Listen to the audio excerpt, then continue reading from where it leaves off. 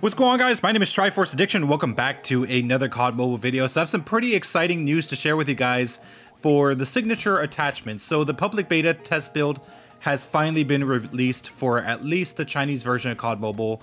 As for global and Garena, we might get it a little bit later, maybe a few days, probably during the weekend. But an important thing did come up.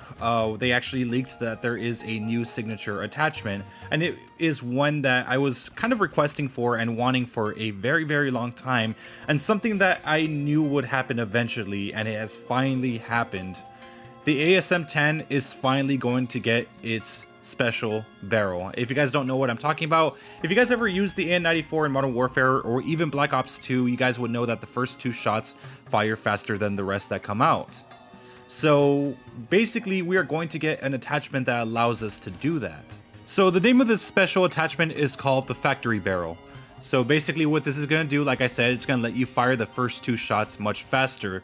And keep in mind, the downsides aren't that major, and that seems to be the case for most of the signature attachments. Usually you get like a very small movement nerf, but overall it's, you know, these attachments are pretty good.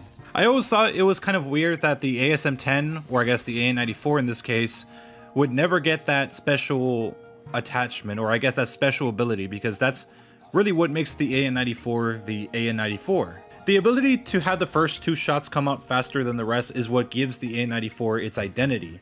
And I would have assumed that at some point, maybe even before the gunsmith, you know, like this is like years ago, I thought they would kind of like overhaul the weapon to make it do that. But it was never the case, and it just become like a bulkier AK-47. That's pretty much it. Keep in mind, it's like the weakest 3-shot assault rifle that we have, I believe. I mean, the AK-47 is a close second, but it does have a 3-shot capability that's far larger than the ASM10. It does go pretty far if you have a marksman barrel, but not too far. People usually go to the Odin or the Man of War for a 3-shot weapon. Sometimes the AK-47, but mainly from what I've seen, the Odin or the Man of War. And I think the reason why they had the range, or I guess the 3-shot range for the AN94 become so, become a lot weaker than the others, is probably because of this attachment. This was something that was probably planned way ahead of time. Of course, with this new attachment in mind and the fact that it's going to be coming to this game next season, this pretty much confirms that there is going to be either a legendary or perhaps a mythic version of an ASM10.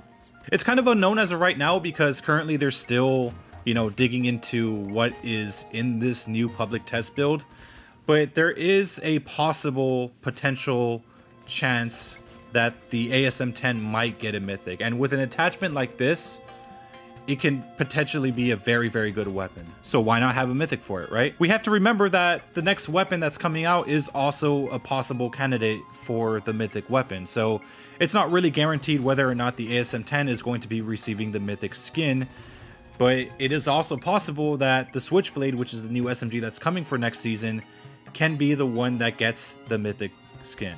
And remember, the AK-47 did get a mythic skin, and it was a weapon that already exists in this game, and their usual pattern is to release mythics for the newer weapons. But there was only one time, which was the AK-47, where they did not do that. And I think they did that to show us that it is possible to have a mythic for an already existing weapon. I mean, it's something that they can actually do. So I'm not going to completely rule out the fact that it can or can't have a mythic. There is a chance. As small as that chance is, there is one. So really quickly before we end off this video, I want to talk about the upsides and the downsides for this specific attachment. So the pros is that it does give you an additional 15% damage range, also increasing your horizontal recoil control by 12.7%, as well as your vertical recoil control by 14%. The first two rounds fire faster, like I said, with the A94's hyper burst, and the cons are, like I said, very minuscule. It's just 5% ADS movement speed, while you also lose out on 8% ADS time, and that's basically it. With this new attachment, there is quite a bit of possibilities. You could extend the range a little bit further with either a monolithic suppressor or even the long shot perk attachment.